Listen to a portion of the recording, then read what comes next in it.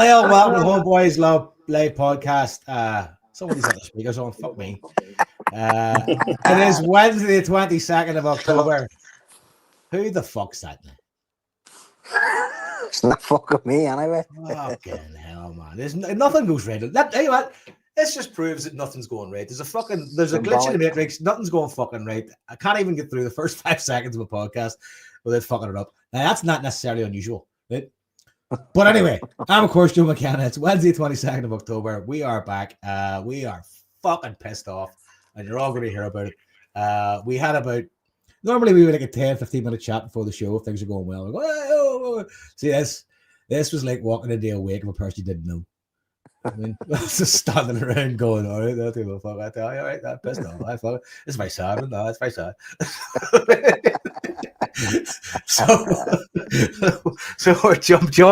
I'm joined by Marty Flynn, whose name is done dead.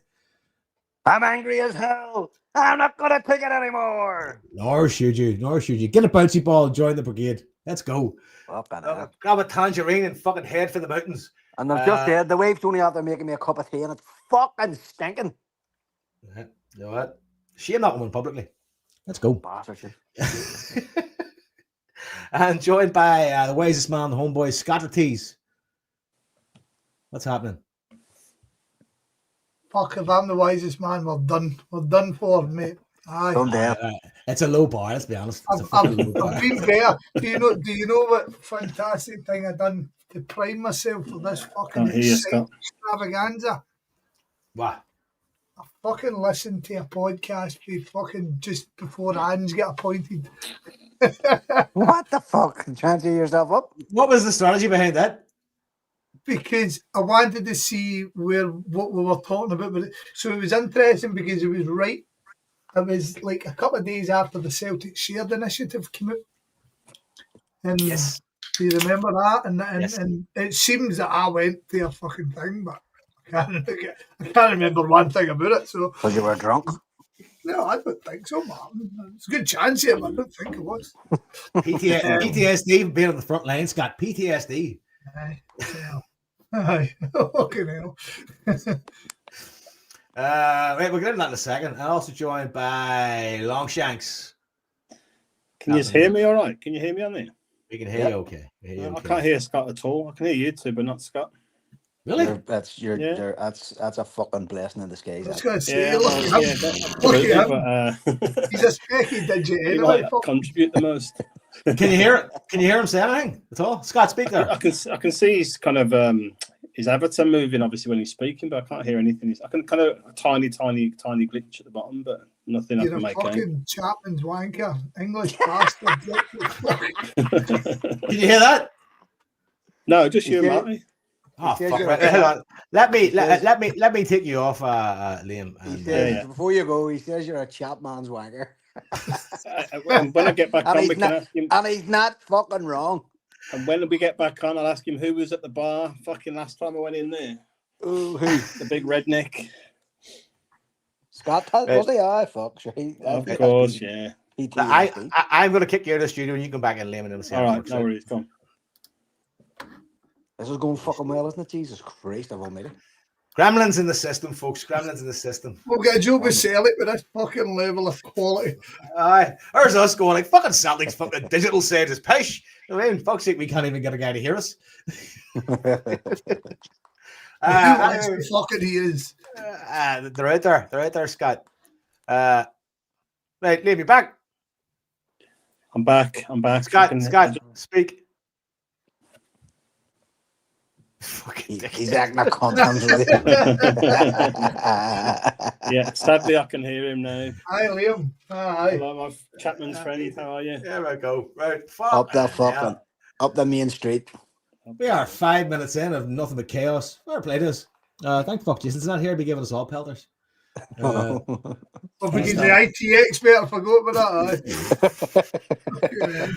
Told us all once his computer didn't have a hard drive. It's like, well, it's not my computer then, isn't it? Was he not part of a Guinness heist in Donegal at the weekend? His liver is hanging on the washing line, I'd say. I said to him yesterday, his body's like a hemochromatosis fucking check-in centre, man. Some amount of Guinness and boys had. That's Eddie. it. Iron deficiency will never be a problem among our crew. Right. So the last time we were on was just after the Motherwell game, and there was a lot going on in terms of opinions. And I think we were all quite happy to go into the international break and just go, fucking, let's forget about this for a bit. I don't know if you feel the same as me, but I was kind of like going, do you know what? I could do it tuning this out for a bit. And then we come back and we've all got, well, I've had some, not high hopes, but like at least hopes that things could, kick on a bit. Maybe like there'll be some sort of difference of, tone in terms of the team, in terms of how they play. After the international break, maybe something would have happened. Don't know. And we got served up Dundee on Sunday, which was grim. And I suppose who of you was there? Yeah. Neither of you was there, no? I was there. You were there, were you? Yeah. The two of us were there, right? So I'll go first. I mean, like, I didn't know that protest was going to happen. I was in the house watching it. Whistle went, kickoff happened. I was like, you know what, I'm going to turn the kettle on. Then turn the kettle on, come back out. I was like, fuck's the Somebody fucked in the apple with a ball, did they?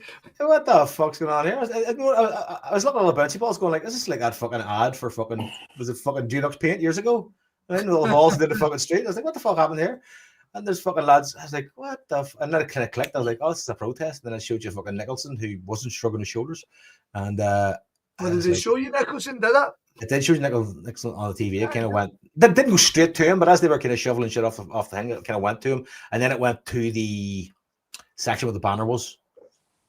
The banner of their faces kind of sort of stop saying out, that sort of thing. And I was like, I actually felt okay, but people are getting dead angry. But I was like, do you know what? You have to do something. You have to have a voice. If this is the voice you get to have, then that's the voice you get to use. Because clearly, as we've talked in the last podcast with the lads that were on, the other option is just really, it's not really going to get you anywhere. I don't mean to bring it to that level right now, but I want to kind of ask you, going into the game and being at the game, what was the kind of reaction to the protest, and what was the kind of tone going into the game? Whichever one of us wants to go first. Flip a coin, heads or tails. Go for it, Liam. All right. So I drove to the game. It's the third away game I've been to this year, and I've been sober at all of them. It's been really quite strange being sober at an away game. So I drove up. Jason sorted me a couple of tickets, me and Zoe, so that was good news. I had that renewed optimism that 2 weeks away from watching Celtic brings, which was good as well. So me and Zoe were on the way up in the car, tunes on, all the usual, just having a good crack and a good carry on, and then we had to go at picking the team on the way up as we usually do. And we pick a team that we want to see playing, and then a team that we think Brendan Rodgers will select.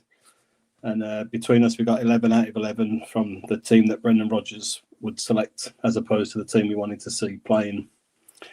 And when you saw that team come out, I just felt like fucking turning the car around and going back home, because you were pretty sure what you were gonna see. And I was fairly confident we were going to win that game by a few goals before heading up.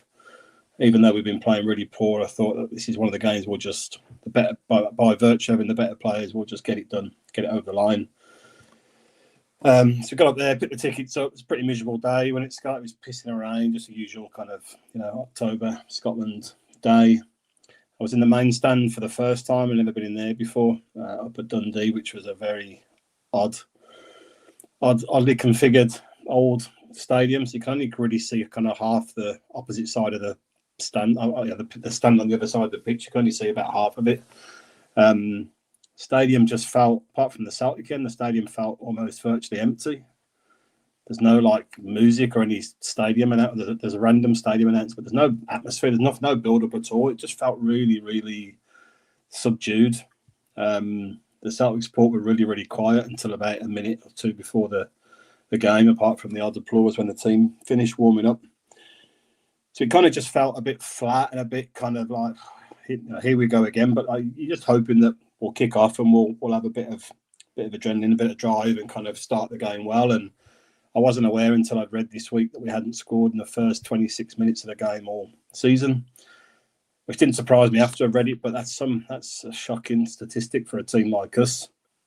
And then I never knew about the demo either. So the ball kicked off. I'm kind of looking the other way towards the Dundee goal, and then just saw the referee blow and all this stuff coming on. And Scott, I assume you were behind the goal with your ticket. Yeah. Yeah. So I was in the main stand, and I've been reading all the chat on the huddle board and whatever, and obviously, the view was it was well backed by the match going fans, which certainly behind the goal. It was quite a bit of booing around where I was. I don't know the makeup of the people in there. We got the tickets through some local pals of Jason, so I don't know if it was corporate lounge people in there or just a different. I don't know who was there. Not massive numbers, but there was this. You could hear it. It was kind of significant enough for what it was. But I don't necessarily think people were booing the protests as such. I think just people were like, fuck, just holding the game up and kind of, with such a slow start, it's just kind of, we're not going to help get a rhythm or get us playing well. And but I'm broadly supportive of everything the collective's doing just now, and this is their opportunity to do what they need to do and get that message across. And like you said, Joe, Sky covered it, Nicholson was on, and plenty of others are on. So it achieved its goal, absolutely. And then the game just went to absolute fucking rat shit from pretty much from the start. I think Iniacho hit the post with a decent effort. But we just it was just the same as always, wasn't it? Ralston looked like he was really struggling. He wasn't really moving himself forward. He was just trying to play safe, but he was leaving balls short to Yang all the time. Yang, who we've said, that's the worst I've ever seen him play, managed to outdo himself, once again. And you've got to wonder when there's so many other professional players on the books at Celtic, how he still gets picked for a game, especially when you're playing not your first choice right back as well. So you're leaving yourself really exposed on that side of the pitch. And just no rhythm, no nothing, and then just defaulted to the same old McGregor to the two centre halves, back again, back, full backs, back again. But just, Dundee were just looking, every time they got a counter attack against us, looked a threat. Our defence looked all over the place. First goal coming, which was a bit of a shocking goal to concede. They probably could have scored at least once, if not twice, before that. A couple of times it got down between Scales and Teeny and put balls flashed across the front of the goal, which they could have finished, which we seemed to get away with. But we didn't take that kind of warning, and then conceded the goal, like I said, which was really poor. I think Carter Vickers was marking the man who got the goal, but was nowhere near him once the boy put the header in. I noticed a bit later on in the first half from the corners, for the four people that are marking their tallest players, if you like, Yang is actually one of them. They've got Yang marking their centre halves or the centre forwards or whatever from a corner, which is mind blowing. Tierney then had a good chance to equalise, which he should have scored from, and then we huffed and puffed a bit, and conceded an even worse second goal. I mean, the 3 or 4 players around the boy who broke out could have took him down, just powder puff challenges. Midfielders nowhere to be seen, fullbacks all over the place. Fair play to Dundee. I thought Dundee were excellent all game. I thought they were well deserving of the win. You could see they played for a manager who had worked on a tactic, worked on a formation, worked on a way of playing all week or all 2 weeks. And every one of them carried it out to the absolute letter and put 100% in for the whole game. So they were fully deserving. The booing of the team was probably one of the worst I've seen at half-time. It was unfortunate for them and the manager, I guess, that the tunnel's kind of right in the middle of the two sections of the Celtic fans. There's kind of no hiding place, really. You have to walk right into that corner of where all the support is. And it was pretty vociferous when they were coming off the pitch. And then you see a few players warming up. So it became pretty obvious to me that Kenny and Forrest were coming on. So you thought, that's good. At least we're trying something different. So, it was pretty easy to work out Ralston and Yang were coming off. And we were going to go to a 3-5-2. So, trying something else. But even with bringing Kenny on, it's fine to do that and put more bodies up front. But if you just think going to spend most of the game just circulating the ball around the back, 3 players, it's pointless. Do you know what I mean? And we were a bit out of luck. You know, Hatate could and should have had a couple of goals. Penalty obviously wasn't a penalty in the end, but you know, it was probably a centimetre away from catching his hand. A few bounces around for their second goal. So it's just one of them days, but Dundee deserved all the luck that was there, or whatever luck that they had. You know, Celtic could have been still playing now, and I doubt would have scored a goal. And it just was a performance befitting the complete malaise around the club from top to bottom just now. And it was a long, miserable day there and back with a lot of driving. So I was glad to get into Scott's favourite pub by the time I finally got home and dropped the car off for a couple of pints, well-deserved pints. So, yeah, not too pretty a story from me, unfortunately. Scott, you must have some sort of levity, no, to bring to that, no? You must have been I patient. agree with everything. Right, so as with regards the protest, right? So Liam, I presume that none of you actually read the fucking emails we get. No, I don't get time to do fuck all these days, honestly. So no, I don't, Scott, to be honest, and I probably should. I'm not looking for an excuse, Liam. Yeah. And Joe, you as well. I guess you don't read them. Right, okay. So the meeting on the Thursday before.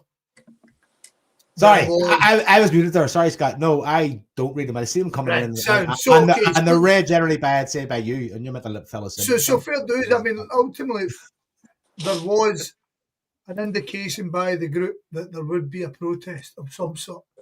Now, due to the nature of the protest, coming out and fucking telling the world what we were going to do is because it's actually fucking illegal what we've done. Do you know what I mean? So there's your reason why it wasn't widely fucking known what was happening. But generally, supporters buses kind of knew the script, hence why there was so bloody many of them. Do you know what I mean? Whether you agree with it or disagree with it, so I suppose we can come back to the protest. I think we'll leave the protest. Talk about the game. The protest thing, I thought we were going to protest before the game kicked off, but it kind of never happened to me. We kicked just as it kicked off. As has been mentioned a million times before, if a team gets put off by a wee delay like that, then we are proper fucked, I have to say, because does VAR no fucking knacker them then every fucking time there's a wee delay. But alas, one of our players has come out and said, nah, the protests aren't affecting them, right? So, first hand review, you've been told no. I dare say there'll be people out there who'll go, nah, shut up, you don't know what you're talking about, he's telling lies, you're all pricks. But alas. So game-wise, we have been fucking rotten, do you know what I mean? There's no two ways about it. I've just saw a fucking Hearts food appeared in the fucking thing, God's sake. When I was out I was watching the Hearts Hibs game last week, I was in a boozer where there was Hearts and Hibs fans, all with scarves before the game, which I thought was kind of mad. But I ended up sitting away with 4 Hearts fans. And I said to Matt there, I says, boys, if you've ever got fucking any thoughts about winning this league, this is your fucking main time to go for it. So we went up to Dundee, and I think with Celtic we're kind of blind faith a wee bit. I was on Tino's show, the Celtic Exchange, on Friday, and he asked me a prediction, and Joe, Marty were long in the tooth that, you know, I don't like them fucking predictions, do you know what I mean? But I joined in and I says, Dundee are crap. We're no as crap as them. We should win. And honestly, it was the most, I don't know, abject performance I've seen for Celtic. Maybe since the Kairat games.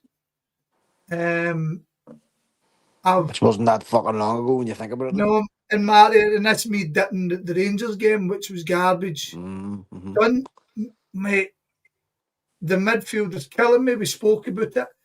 The defence decided to have their worst game of the season, and we don't know what we're doing at attack. We don't look like a fluid system. We've become predictable already with regard to Netke. Playing Yang for the start. I mean, Liam says he predicted the team. Fair fucks to you, because when I heard Yang was playing, I was stunned. Stunned, man. I could not believe we started Yang. But anyway, But sure you knew you hadn't got Maida. I know we had Maida, but you've got two guys there. I thought Tanetki would have moved. I thought James Ford maybe have started. I thought Balak Wisher was a shooty in to start, to be honest, after coming in. I thought something would have happened. After the last performances of Yang, I thought Yang was done with Celtic. I really did. And for him to come in and then give the performance that he didn't surprise me. And especially when Tony Ralston struggled as much as Yang behind him. But what's scary, lads, is I bet you Dundee's centre-halves have not had an easier game in their life. Yeah. And we never tested the keeper. We never dragged anybody about. We done the exact same thing time and time again. At least Dundee ceded the possession to us. That at least forced us back to the halfway line. We were doing this, and it was garbage. It was so inept. It was easy for them. I don't think Dundee were particularly fucking magic, but they deserved that game by a stretch. By a fucking stretch. Just by being organised. But that's the thing, Scott. I think they definitely nailed the fact that everybody knows now that if you can keep Celtic about playing football around 20 to 25 yards away from your goal and just stand in front of them and kind of make sure you can cut out about a third of the team. Mate, but you know the one that kills me, all the boys who know me, the one that kills me is when McGregor passes it to say Hattati, and Hattati's got a guy in his arse, and the guy doesn't move. And then we pass it back to McGregor, and nothing's happened apart from fucking a minute's passed. Do you know what I mean? Being busy for the sake of being busy. Yeah. I mean, you've got to be dragged. I mean, I played centre half. I was short. I was a fullback. Played centre half because it was better. It was better for me. Didn't know as much running, but see a team that pull you out of position. I mean, how does William Scales get pulled so out of position so easily? Aston Trusty, remember where he'd end up in the pitch? It just seems every week people are dragging us about, but we just can't. We can't get in there. And if we do, it's generally some sort of either sideward sort of cross low because fucking corners aren't working and set pieces aren't working. No, or something that picks through the defence and it just doesn't work out. I've told you before, I've stopped cheering corners. I still laugh when people all go and cheer the corners. Best corner taker we have is Arnie Engels. And he's not that great. Hold your water now, Jones. Let me just get all this shit finished. Right. So Hattati, who I thought in the main was garbage, gave us our best outlet with the two balls on the top.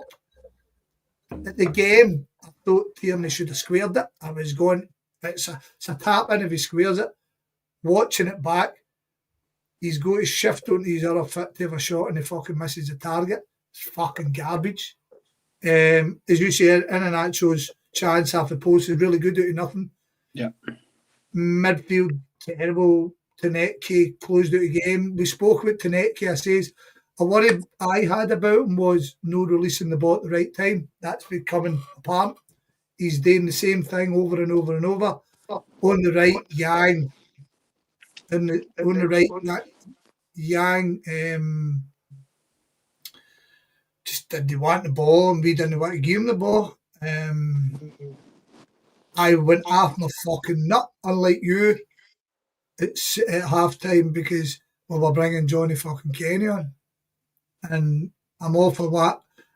Do you know what? I'm really no all for one, giving people a chance anymore. I think it's fucking. I'm maybe change tomorrow when I see the team, but I'm fucking sick, man. I'm sick of them all. I'm sick of all the players. I'm sick of the manager. I'm sick of the club. I'm sick that we're in the fucking same position again. I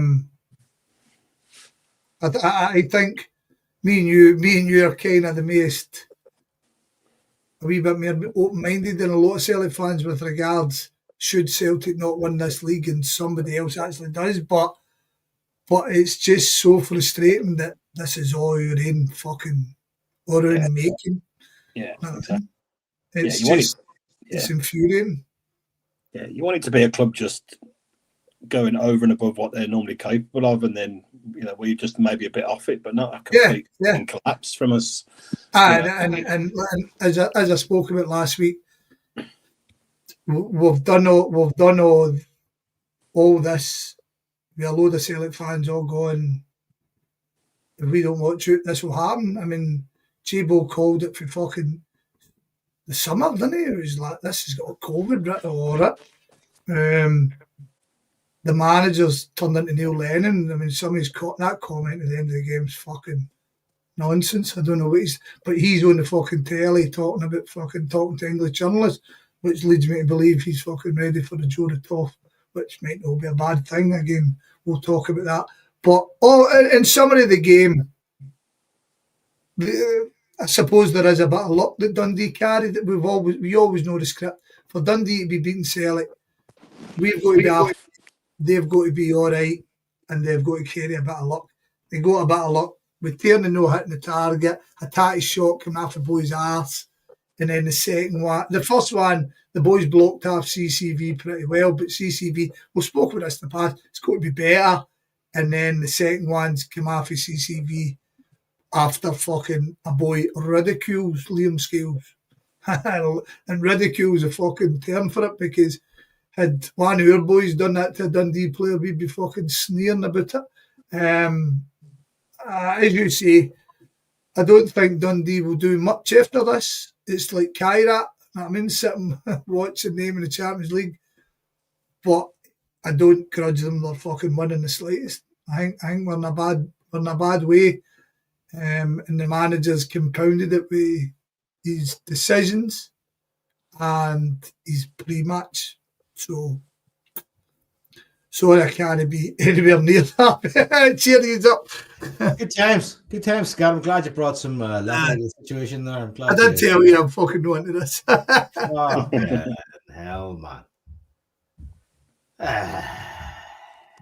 And here's the thing: I had a look at the stats, right, and it was like 81% possession of Celtic, more shots on target, more touches in the opposition box, all this stuff. But football's played on grass, and you knew like the longer the game went on, fuck all was going to change. You said about Tierney squaring the ball. Scott, Tierney should have fucking hit the ball with his right foot. It was a disgrace. No, that's Mark. That was at the game at the time. I know. Listen, I'm not having a fucking go at you. But a player who's being paid that amount of money, who can't take an instinctive shot on a different foot, is appalling. Like, it was just shocking.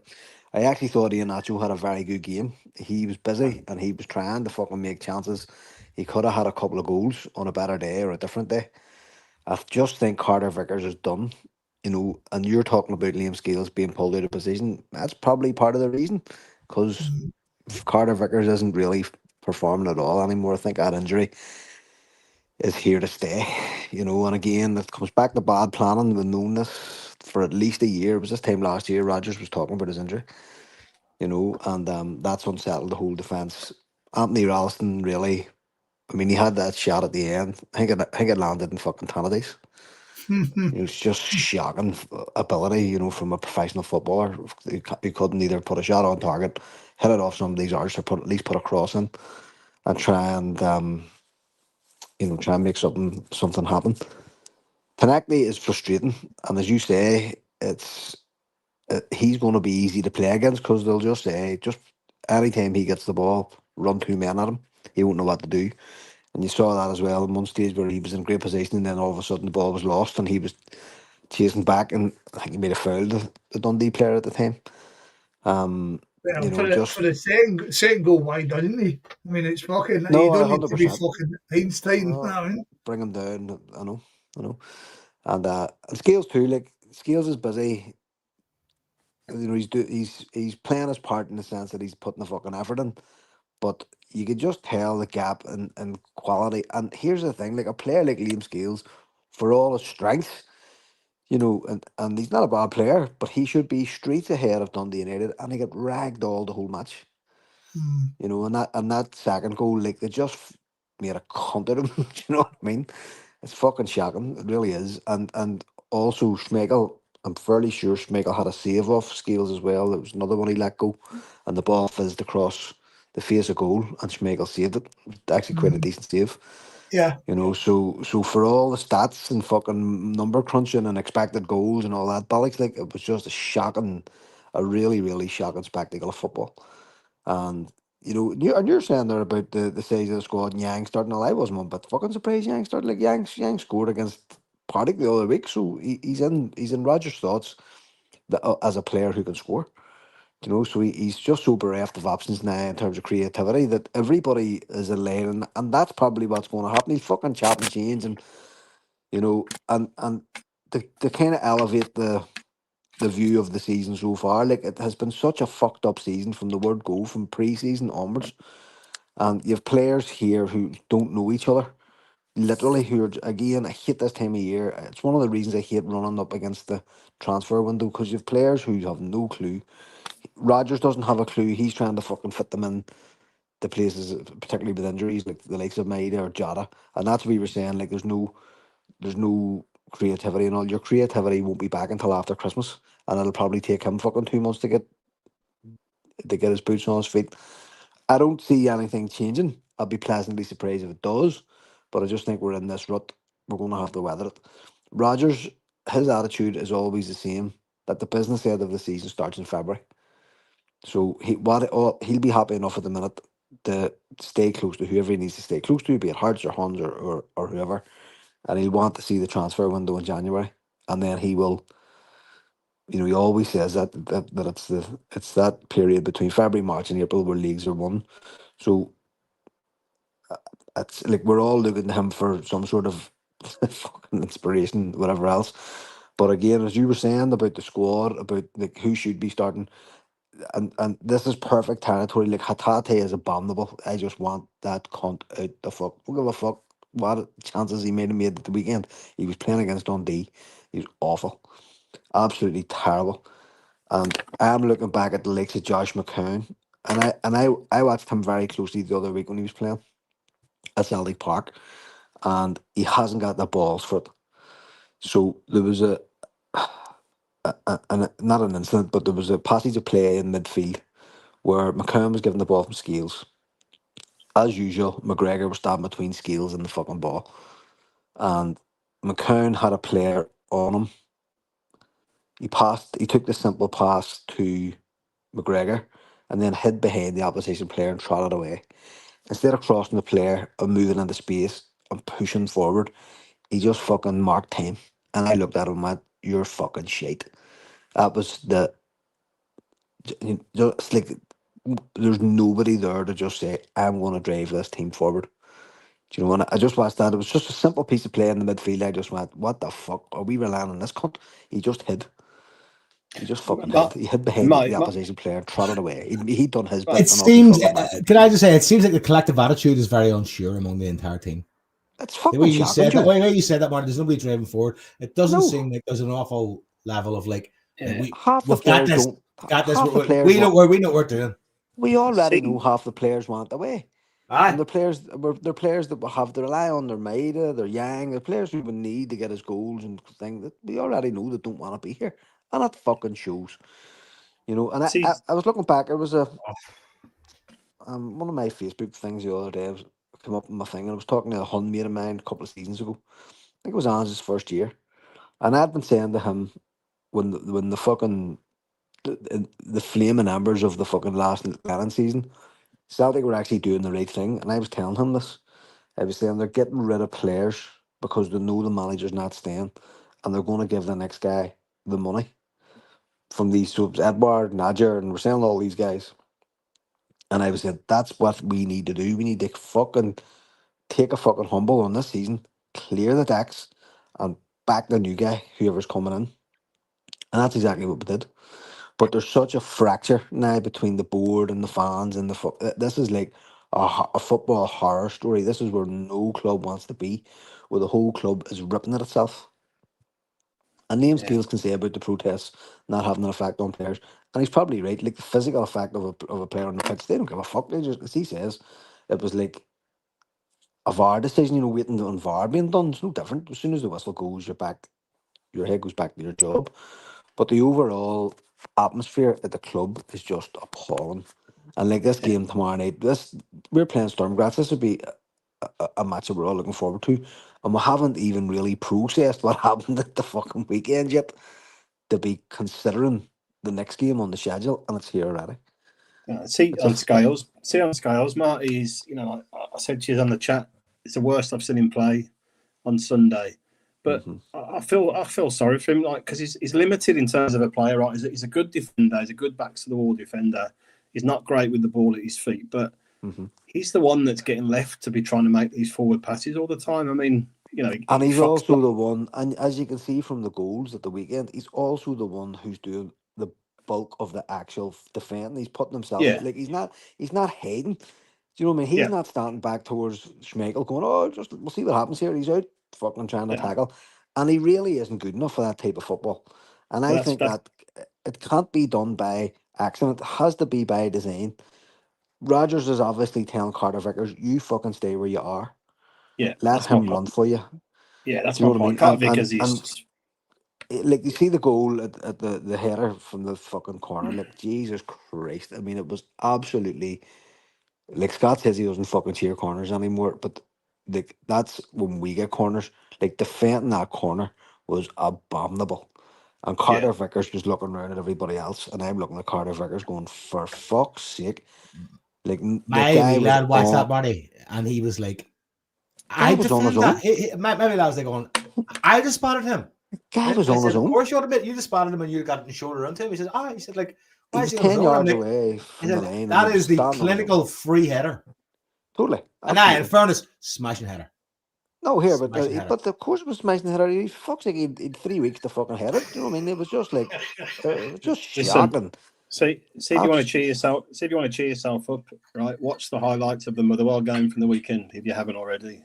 Is that check out Stephen Welsh for the first goal that Motherwell conceded. Oh fuck! Holy fuck, man! I know. And listen, so like, and that's my point. Like, we would usually be dipping back into the squad, saying, right, who's next? Get him up, but there's nothing. Do you know what I mean? Unless you're going to bring that Dean thing back, like it's just shocking. And the second goal then.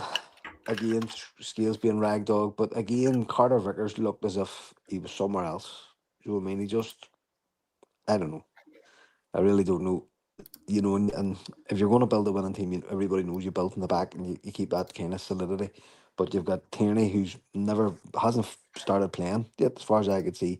And now we're down to Ralston, who just has not. Like, Ralston should be at this stage he should be like Jackie McNamara was. Do you know what I mean? Coming in as a young player and then being that kind of solid guy who you can just sort of rely upon, but you can't. Like, you just fucking can't. And you can't rely on him in attack either. It's just fucking baffling. And again, that young lad, Donovan, what the fuck? What has he done, to lose his place? Because it's totally bad. Like, you could understand that if the team were firing on all cylinders, you go, look, that young lad just can't get in. We are fucking terrible. And a bit of energy and a bit of new ideas would do nobody any fucking harm for about 6 games until we get the ship straightened. And it's just, it's so frustrating. And the like you said about Johnny Kenny, Liam, and Forrest coming on, bringing James Forrest on is a fucking act of total desperation, like, at this stage. Do you know what I mean? Complete fucking desperation. He should be long gone from the squad. He should be like fucking Steve Miles playing somewhere else at the minute. You know, and he's actually going to probably be a really important player for us this season Here's the thing, at Marty. some point. See if you need James Forrest to do the job James Forrest does. Fucking start him. But he But doesn't that's have the the thing, legs. though. He doesn't It have doesn't the have the fucking. legs. Yep, He that's why we can't. He said. can't. He can't cover the ground. You know what I mean? He Yeah, just can't cover the ground. It's necessary anymore. yeah. And Johnny Kenny could be like the fucking return of Henrik Larsson. But we were all saying like at the end of last season, he come on and he sort of showed fleeting glimpses of whatever. But then he just got bombed out again. So he, you know, this is my point. The key point to take away from this is this team don't know each other, and Brendan Rodgers really isn't doing anything to fucking help it. You know, when you've got players like Negron coming in who show fucking flashes of really decent play, He's got but there's Dig as well, no though. He's got a bit of Dig, Negron. another one. He's busy, but there's no fucking coherence in the structure to say, right, listen, this is what happens here, and this is Dundee. Pressurize in this way, create this type of football, and we'll win. And I'm not like you know, I'm trying not to be fucking a depressionist because we have got a player like Ian Nacho where if you can't get him playing, he will fucking score you goals. And he forced a great save out of the keeper as well. The keeper tapped the ball over the bar. So he's got, I mean, we'll have a player there who we could base our forward strategy on. But it's not going to work with Yang. And it's not going to fucking work with three or four of the other fucking players who are supposed to be feeding this guy, including Hatate. You know, who's supposed to be your creative midfield outlet if McGregor's deciding to fucking pair up as a fucking sweeper with Liam Scales. You know, there's just no connect at all in the team. They're not playing in any way where you could see a style of football or a philosophy or anything. Now, and as I say, there are definitely mitigating factors because of the fucking state of this season so far, the state of the injuries, the really key players, and the fact that some players shouldn't be here at all. Like, so I actually think it's really easy to explain why we are where we are, but it's no less frustrating. Yeah. Ay, fucking fuck. Yeah, Johnny Kenny, right? Johnny Kenny's got frightening pace and he can't finish. But if you don't use him in that capacity, like, you're not going to get much out of him. Oh, that's you're not like I'm not like that's what I'm saying about like Johnny Kenny playing in Europe. Like that's how he became famous. He's playing in Europe. Do you know what And I he mean? was very, very good. That's what. Listen, he's a decent player, but like whether or not he's a standard at Celtic, he's going to make it at Celtic. I don't fucking know because we've never seen him. You know, and you know people who may be a bit more pessimistic would just say no, he's not Celtic class, but. Like, there is no class at Celtic at the minute, so what the fuck? Our whole forward line's fucked. So you may as well say to him, you have 4 games here. We're going to give you 3 weeks of football. And that's what was so disappointing about pre-season, because he didn't do it in pre-season. And that was his chance. His chance was to really stamp his mark on the team in pre-season, and it just never fucking happened for whatever reason. You know, you were expecting him to have a burst out in July and August, and it just didn't happen. You know, so Joe, it's you just brought. emblematic. Sorry, go ahead, Liam. No, carry on, Marty. I'll wait till you're done. No, I'm saying it's just emblematic of everything that's happening at the minute. The whole club's fucked. Yeah. Do you know what I mean? The whole club from top to bottom is just like totally out of kilter. And this is like, it's a killer for football clubs. We all know it. We've all fucking seen it. We've all laughed at other clubs when they get into that position. Do you know what I mean? Yeah. It's like, can he laugh the fucking 100 a minute for fuck's sake? I know that's kind of makes it worse, doesn't it? Like, you can't even laugh at the That's just Huns. shows you. Fuck's sake. Man. See what I think's happened here, right? It's pretty obvious, I guess, and it's nothing too enlightening. But obviously, the players at the club have seen Maeda clear his locker out. They've seen Kyogo want to go for 6 months. They've seen Yang about to go and be kept back. Hatate's probably making noises. Others there. You know, they brought players in late on. So I think a lot of the players have seen the treatment of Yamada and the left back guy. I forget his name just now. And they're probably just seen. There's probably lots of disharmony there within the players, and they're seeing so many players being treated like shit, either from the club itself or the manager just totally bombing a whole bunch of players out without giving them an opportunity. I know footballers are rich and they're probably just self-interested, but it can't really help with the morale or the team spirit or whatever else is going on there. You know, And no one else gives a fuck. And if the Lordship, Jason Higgins, was on the night, you know what Jason would be saying. Rodgers needs fucking sacked. Because we've all seen this fucking rodeo before. Yep. Like, we've Said it in the all seen it. summer. Yeah, said it in the summer. I said it after Cairo. And I said to you earlier, or yesterday, whatever the fuck when it was, one day's mail than the other here. There's only two. What I think will happen is either they'll do what they did in the Mowbray season and put Rodgers out of his misery with a couple of months to go and put a caretaker in, or they'll just wait. They'll do what they did in the Lennon season and just let Rodgers see out the whole season so they don't have to pay him anything. Do you know? They're both shit options. But you could easily see our board doing either of those because Peter Lawwell is still fucking there. And we all know if you were going to get rid of a fucking manager, you should have done it 3 weeks ago. Then took the international break to put the new manager in and then say, look, get yourself through November, December here and we'll look at your transfer budget for January. Like, that is what any competent club would have done. Can I ask this, right?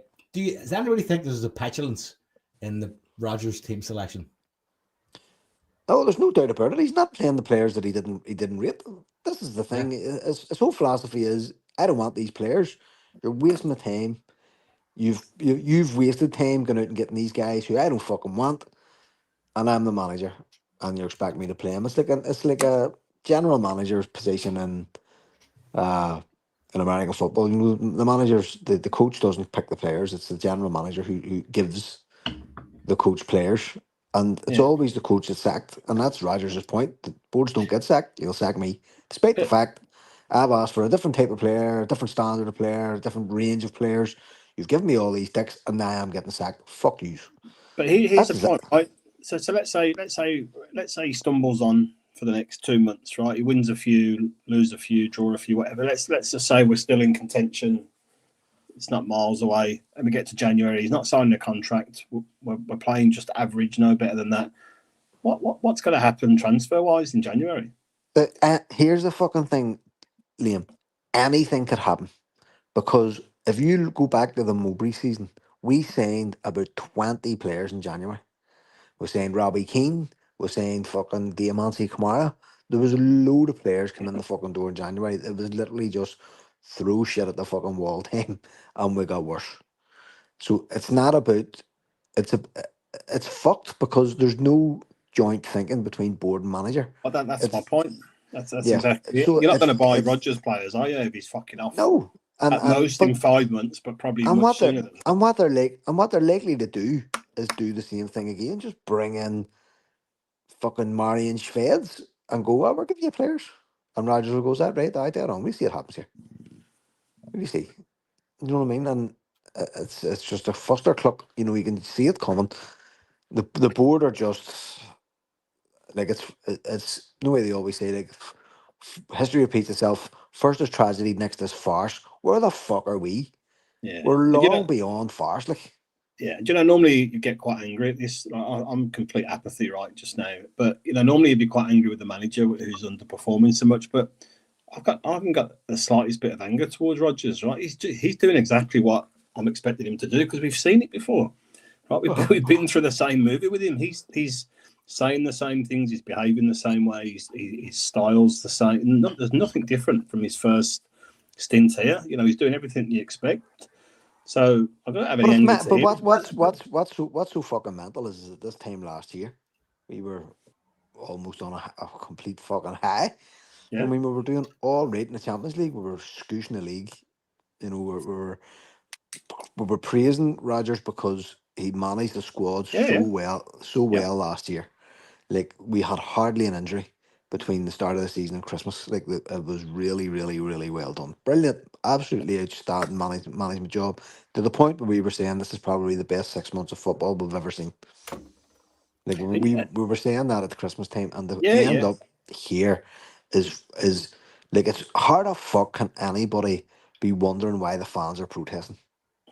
Marty, I was thinking about this earlier today, right? So everyone keeps pointing to the summer transfer window, which is fine, right? But this team has gone on a downward trajectory since we got knocked out by Bayern, right? 100%. We ambled through the rest of the season and then fucked up in the final.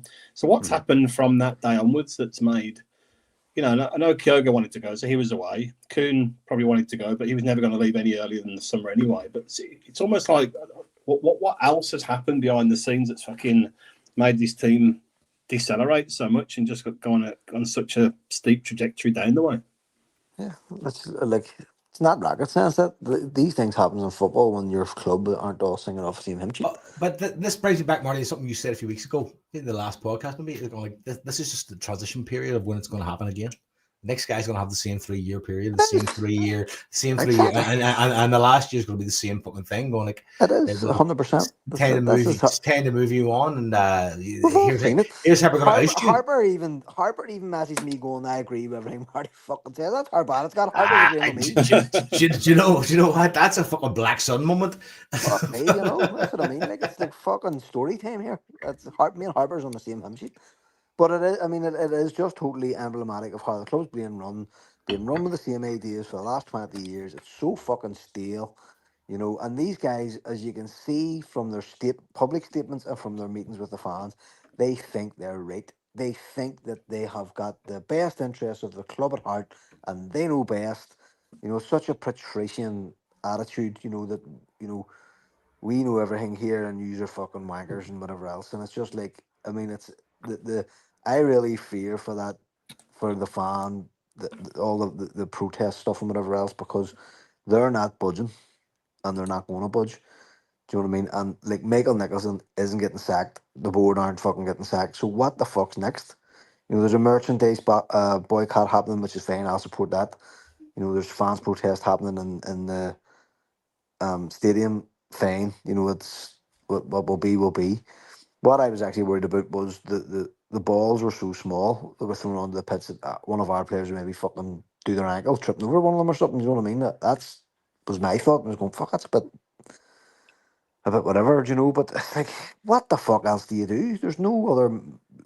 You know, you even seen last week they tried to hoodwink the Celtic Trust. Celtic Trust, like, which must be illegal. Like, the Celtic Trust is a major shareholder. They asked for when submissions were due to be brought for the AGM. Celtic fucking ignored them and tried to rush on and do the AGM preparation before the shareholders basically had a chance to respond or to be responded to. Surely that's illegal. Like, who the fuck do they think they are?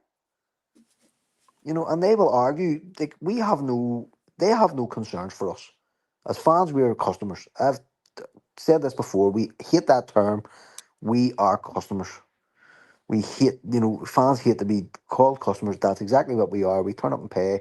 We are due customer service. Our customer service is appalling, absolutely appalling. You would not treat your customers like the way we are treated if you were a normal business somewhere else. But the argument of the PLC is always, we're here for the shareholders. That is our number one priority. They are our only priority. We are a public limited company. Under law, the shareholders are all that matters. And they're fucking the shareholders. Like, it's unbelievable. Like, what the fuck do you think yous are doing? You know, and at some point, some shareholders going to go, no, it is. I'm taking you to court here because this has been done. And I have the evidence of it. And there could be some sort of sanction applied to the club for mismanagement. It's fucking mad to think about it. Like, so it's not going to end. It's so frustrating, you know, because like for Liam Scales to be sitting there and go, no, it doesn't annoy us. I actually do understand what he's saying, and I do, you know, I believe him. I believe him, and I believe he's telling the truth. But it's a whole other shit that's going on all around it. There's going to be no end. What's the fucking end game here? It's mental. That's it. It's going to be a long, drawn-out affair, and the games are absolutely chronic to be around as it is. Do you know what I mean? With all this and like these fucking European matches, like, are just like, who? I've never been more fucking apathetic, as you said today as well in the chat. Like, who gives a fiddler's fuck? Maybe that was like today. He was like, it was last week. He goes, "We'll go to a match soon." I was like, "Do you know what, mate? I don't know if I want to spend a best part of fucking 1,500 fucking euro on a weekend in Glasgow to go and see Celtic at the moment." Joe, listen, fly in the morning, go karting all day, and then fuck off back same night. So I would just he would go for that more. I'd say exactly. exactly. I would just like to ask the venerable Scott McCorry his opinions. Have I missed anything, Monfrere?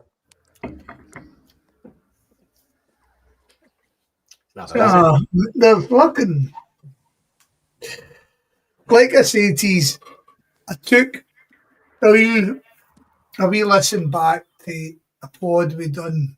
I think it would have been April 2021. That would have been right, wouldn't it? We're all fucking stuck in the house. I think we were kind of coming to the end of that, maybe, were we? But anyway, and it touched around the time of the Celtic shared thing, right? And it was actually pretty good for me because I couldn't really remember what the Celtic shared was about then. And it was the whole Celtic share had, for people that have forgot, it was to do with Celtic were in a midden. You had all the protests. At that point, we decided to get rid of Neil Lennon and we brought John Kennedy in.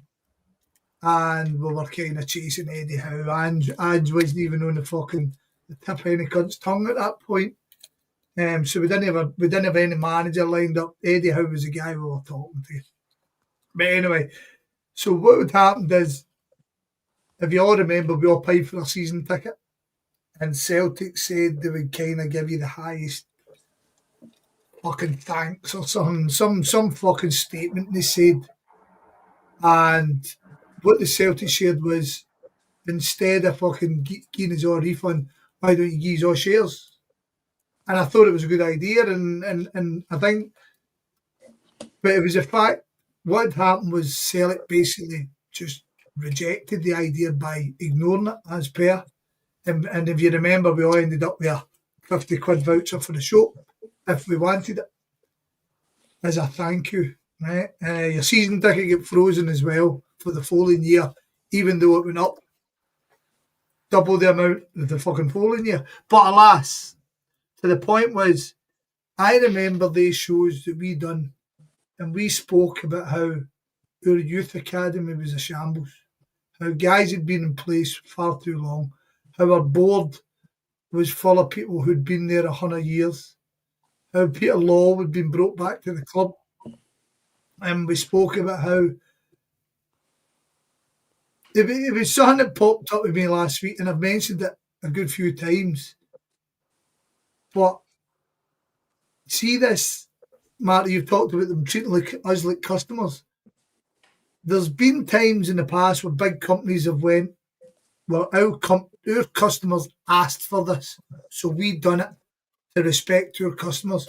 But we're in the total opposite planet in terms of, see, if we asked for something, they refused to even consider it because it would have been seen as them ceding to us. Now, myself and Liam, Jason, we put in thousands of pounds following this club a year. Liam and Jason, much more than me, but the point stands. Joe, you put hundreds of pounds in, maybe thousands of pounds once you include your travel. Marty, if you ever get these trips to work for you, thousands of pounds to come and see this team. And they're saying to us, well, they're saying behind their backs, we can't really be saying all right to you, because if we say all right to you, they know you want more than more. And the analogy I put it like, it's like saying you're Wayne Can of a sweetie today because you might want a fucking sweetie tomorrow. But didn't you do an analysis? I'm not finished, but no, I mean that's where we're at. That's where we're at. But before you move off that, did you not do an analysis last week of the season ticket prices? Well, I'm still doing it. I'm still doing it. It's I can get into it, but I want to finish it before I kind of. All right. Before I get into it, but mate, but basically the point is, Ange came in, the Don Mackay thing happened. We've already spoke about. Don Mackay's turned into Bobo Baldi in terms of he's the greatest CEO in the fucking world because he's not here. He's Raphael Shade of fucking CEOs. No, I mean, so, but the way they've treated us, but the way we allow ourselves to fucking, for them to go squirrel, and we kind of go, all right. I mean, I'll tell you right now, to kind of go off on a tangent, and maybe we'll head that way, is I'm as scunnered by the reactions to the protest as I am by Celtic Football Club themselves. We've got a board of directors who, in my opinion, are actively conspiring against the manager. We've got a manager who looks totally devoid of ideas how to turn this around and looks sick to the fucking teeth. We've got a bunch of players who can't be arsed with the shite and can't be arsed fucking, I don't know. I mean, like I said to you, does Rodgers strangle the team almost sometime where that inventiveness isn't allowed to fucking percolate on the pitch? But there's a whole big bunch of problems with this club that was there before Ange. It was there before fucking Brendan came the first time. And it's there, and it's there, and it's there. And the guys who run us, the guys who have got a fucking ironclad hold of us, and they've told us they're not letting us go. They've said to us, no, we're right. Hearts have walked up, right? And you'll all remember when Tony Bloom was first kind of talked to about coming to Hearts. Every one of us who kind of know anything about football, which I would include all of us, to be honest, we all said, this is a great thing for Scottish football because Tony Bloom's no fucking idiot. He's a gambler, sure, but he'll only do things if he believes it can win. And the fact that he's rocked up, and that this might just be a fucking coincidence that Hearts are doing all right and we're doing shite, but surely anybody who wants to fucking progress a football team look at teams like Tony Bloom's teams and kind of go, by the way, maybe that's something we should introduce. But no, but we don't. We're stuck in our ways and we're arrogantly stuck in our ways. And it's fucking infuriating. And I've got Celtic fans telling me, shut my fucking mouth. I'm fucking upsetting the team and just to back the team because that's the only way we should do it, right? And I've said to you recently, right? I've said it a million times. I don't really sing at Parkhead. I've found myself singing anew, and Parkhead's home support is garbage. Yeah. And for anybody to be telling me just shut up and support the team, they're arseholes because Celtic Park's a fucking midden. It's a midden off the park, it's a midden in the stands, it's a midden on the park, it's a midden in the boardroom. And I'm fed. I don't know, you boys have used the HomeBhoys Twitter. I've engaged with an old guy, and I swear to God, I'm close. I'll punch him in the fucking heat. I've seen that. I've been following that, Scott. He's just so ignorant. He's so ignorant. And I try to talk to him. I was very close to offering the centres on to speak to me, and just so we could talk about it. But the way people talk to people who are trying their best. I sent a message when it went 2-0 to everybody in the collective, and I says, remember, guys, we are protesting because of this shit. This isn't happening. This shit isn't happening because we are protesting. And I says, remember that, because, and I take my hat off to those guys who have been doing this for years, to the Paul Quigleys, to the Jeanette, to the Ultras. See these guys who've been trying their damnedest to get change and trying to motivate a Celtic support who are just fucking stale as a stadium. I'm fucking browbeaten, man. I'm not real, lads. Yeah, Scott, I think there's a few things going on, right? So I think the Celtic support are kind of like the victims of their own success a little bit here, right? So when you look across the city, what's gone on the last 10 or 15 years and what we've achieved in that time, it's fucking parallel universes. Do you know what I mean? We've had almost unprecedented success in that time. And it's just naturally made loads of people complacent, right? Just completely expect to turn up, watch us win in style, win trophy after trophy. That's just a natural thing that's happening there, right? Yeah. So that complacency is setting from the success. But also, we've probably got the biggest ultra scene in Britain in terms of the support we've got, which we've had the first standing section in the UK. So all that home support, just expect to turn up and be entertained by the groups now in terms of singing, in terms of creating atmosphere. You know, the occasional derby game, the occasional European game, but generally, people are happy just to come and sit and be entertained by the team on the pitch and the small sections of the crowd there. The people that bought tickets when the stadium was first, redeveloped, most of them are still there. Most of them are still there, but they're 20, 25 years older now, 30 years, whatever it is.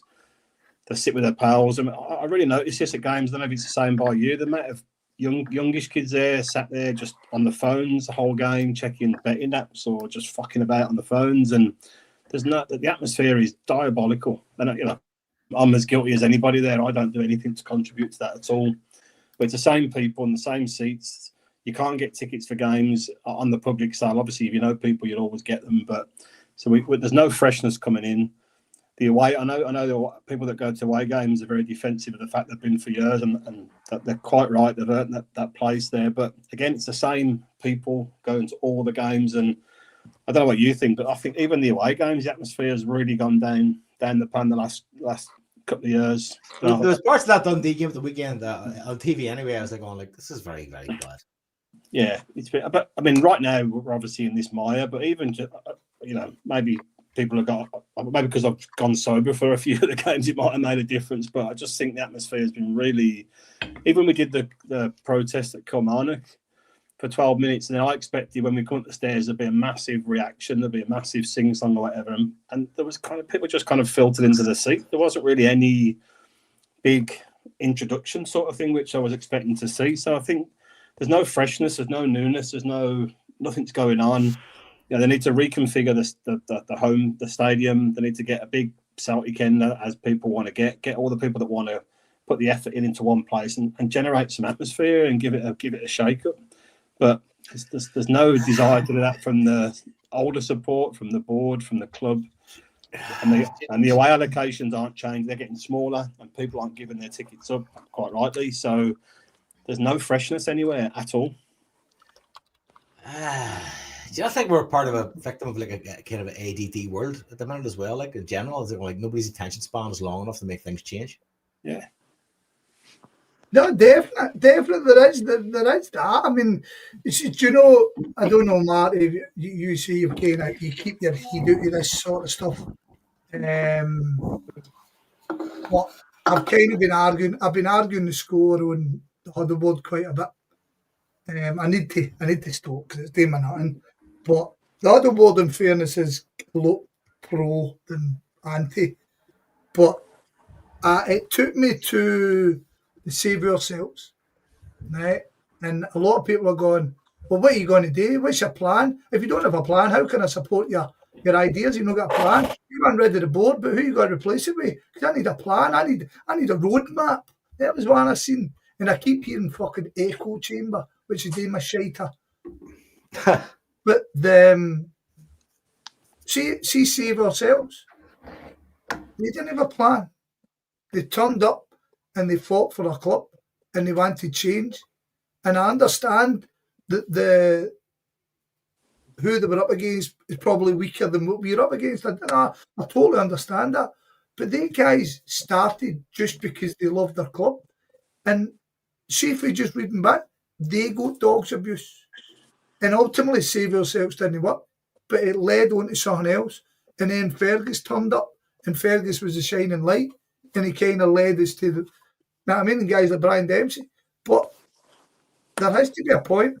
But there's a total ignorant naivety to the Celtic support now. I read a guy on the huddle board saying, well, the board now know we're angry, so let's just wait till January because I'm sure they'll fucking sort it out. You know what I mean? But see, is that not the core problem? Is they going like we need like provoking people into some reaction doesn't necessarily mean you're getting somewhere.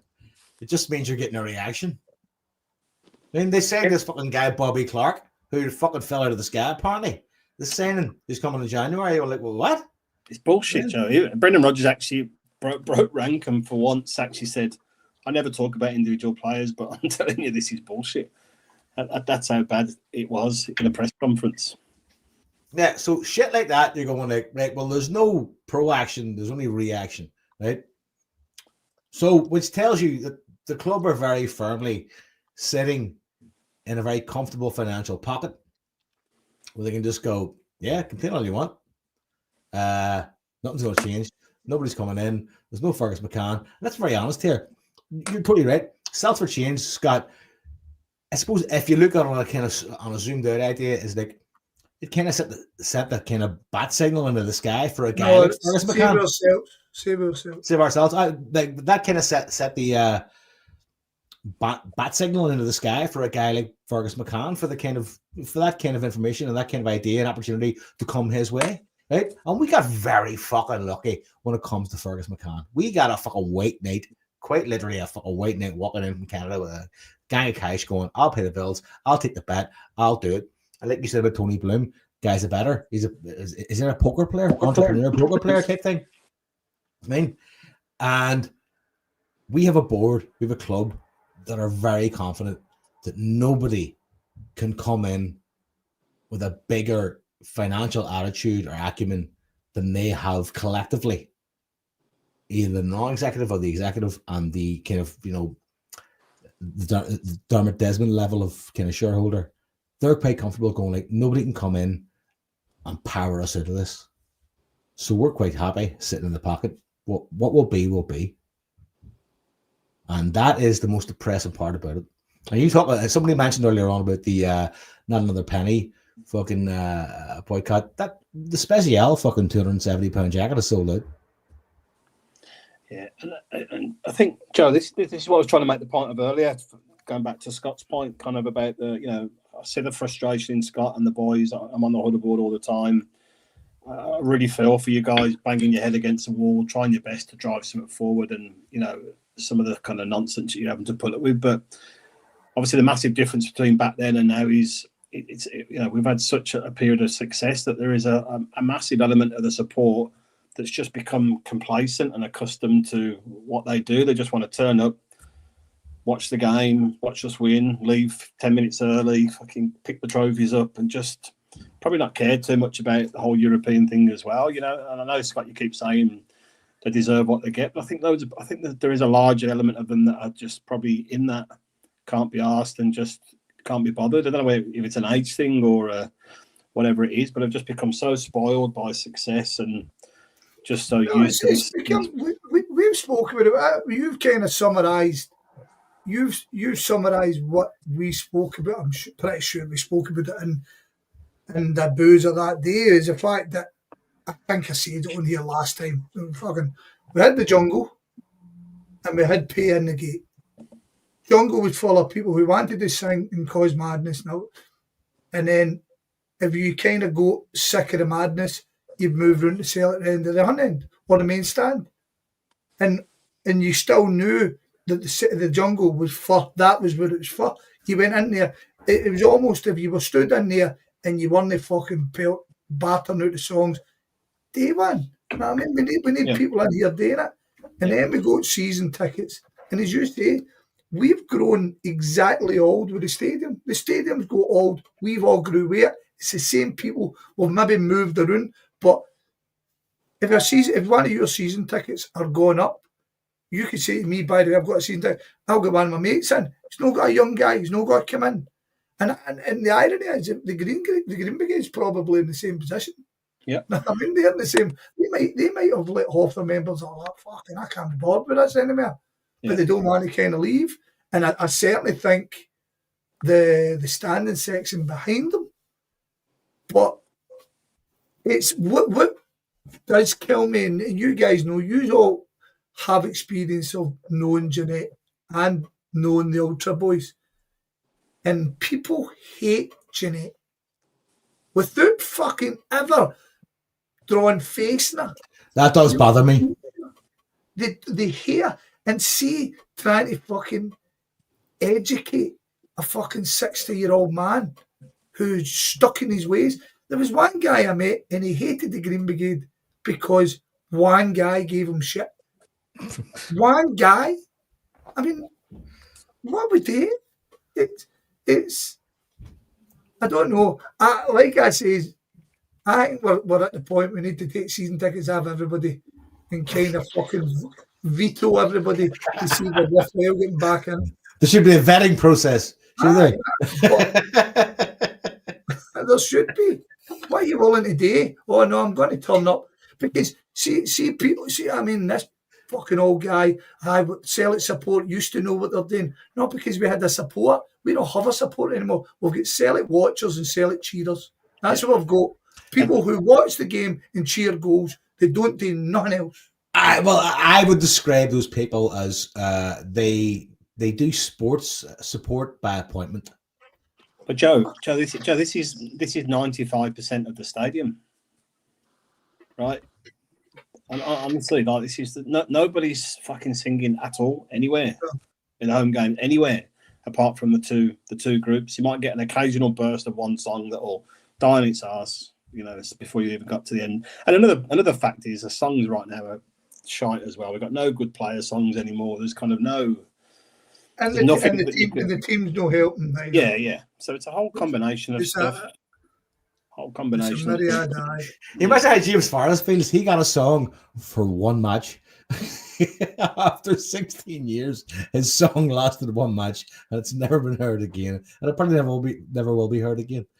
Fucking poor bastard.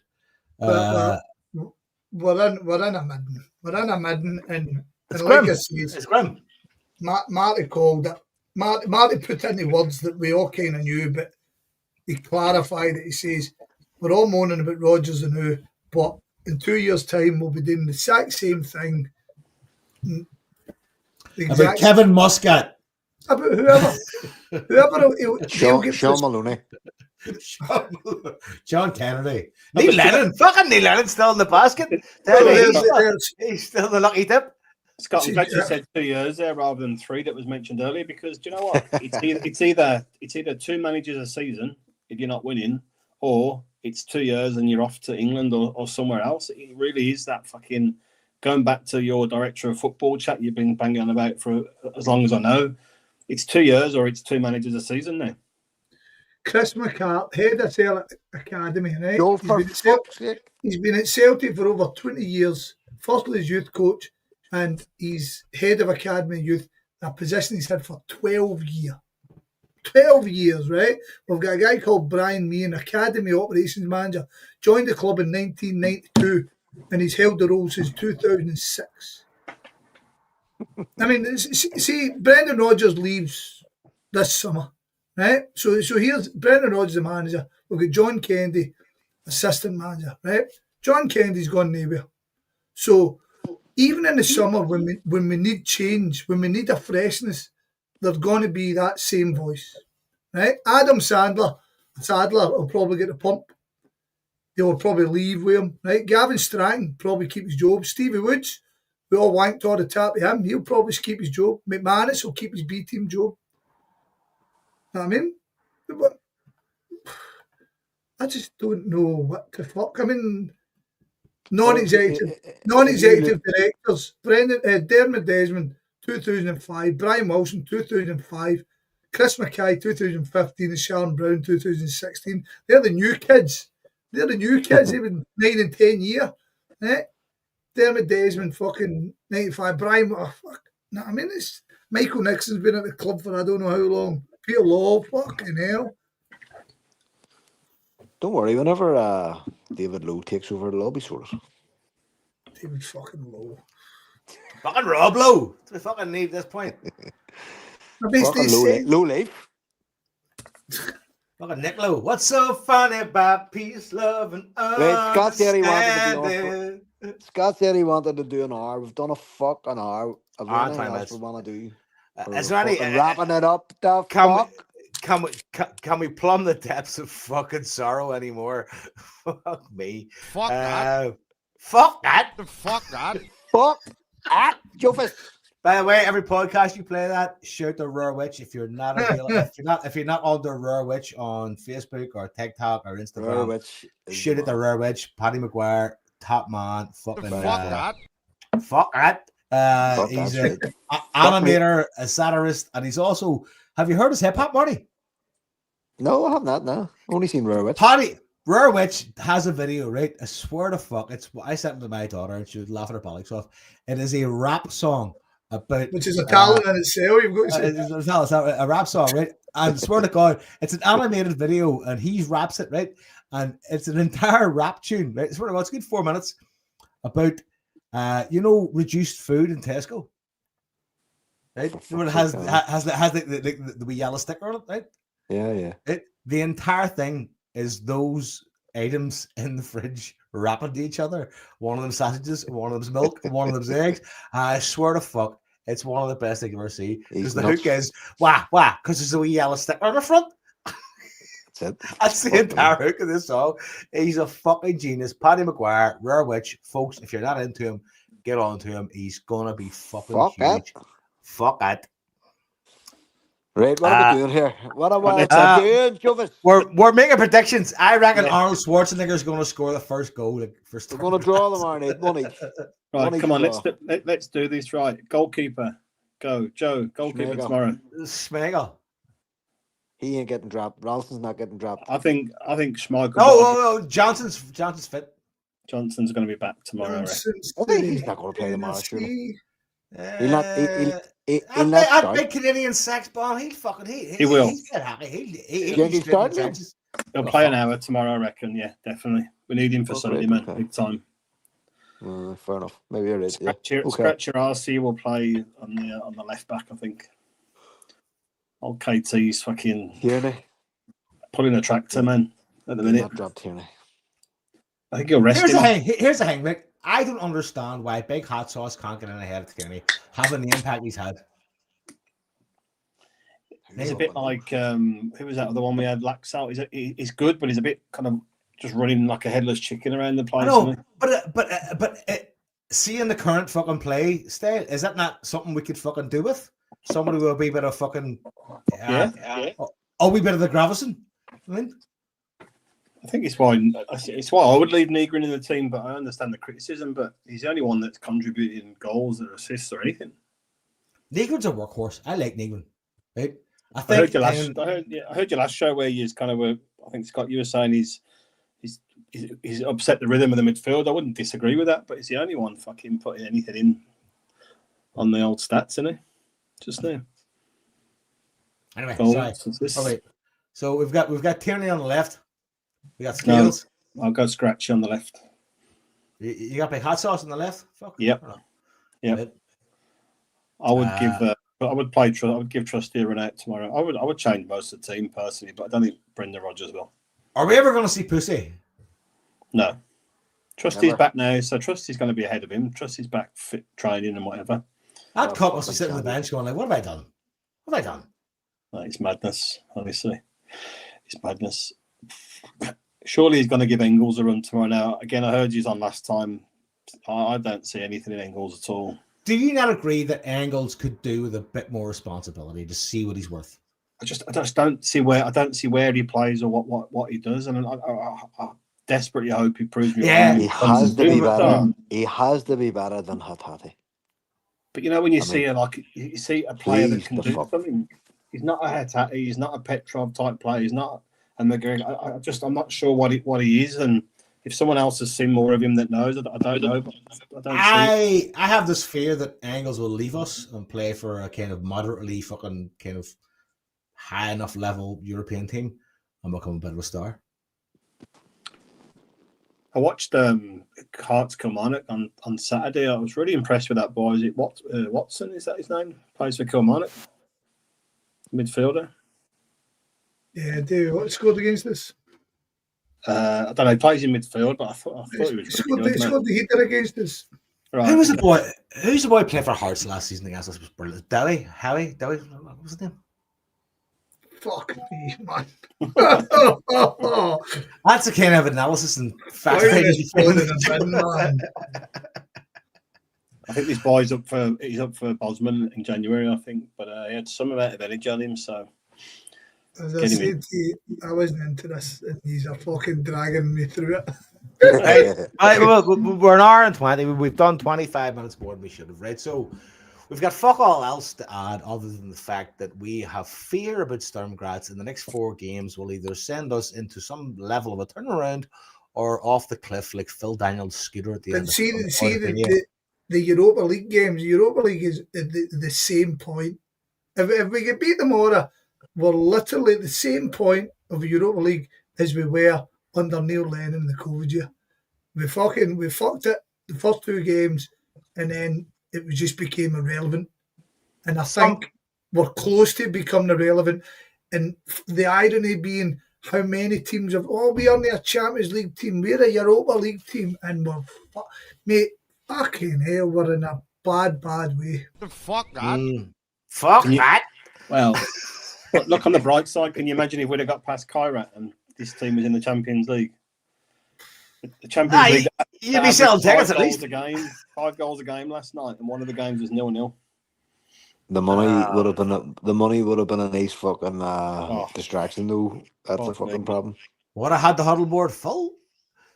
All I talk about money. Money you don't get to see. Money you don't fucking get to smell. Money knows fuck about. We are at a fucking shade state, and the tone around the club is just. Somebody put on Twitter the other day, the team that got on to play in the Bayern Munich never came back. Feels like that, doesn't it? Doesn't it? I was like, you know what? As funny as that is, it's quite fucking insightful because it feels like that was a massive turning point. Right? That's something checked at that point, and here we are dealing. It's amazing how the tone of football, especially with Celtic and Scottish football in general, can turn on a fucking the smallest thing. And here we are suffering, depressed. Do you know what I think? Do you know what I think we should do now? Wrap it up the fuck, son. Wrap it up the fuck. Wrap it up. Folks, that was good fun. We'll be on next week. So I'm gonna go and throw fucking bouncy balls around my front room now. I smashed my head up a fucking plastic ball wall here. My fucking Celtic are giving me a migraine. Actually, do you know what? Who's making t-shirts? CS Terrace needs to go a t-shirt going. Celtic are giving me migraines. You know what you could do is like a big sauce, Danny, and put Danny, not Danny migraines. This is migraines. No Benjamin migraines. So watching Celtic is like listening to techno these days, man. It's that bad. Just said, throw yourself against a bus shelter. Exactly. It's not good. Right. So, folks, if you think about Celtic this week and you stand on the bus, just launch yourself into the bus shelter. Let's go.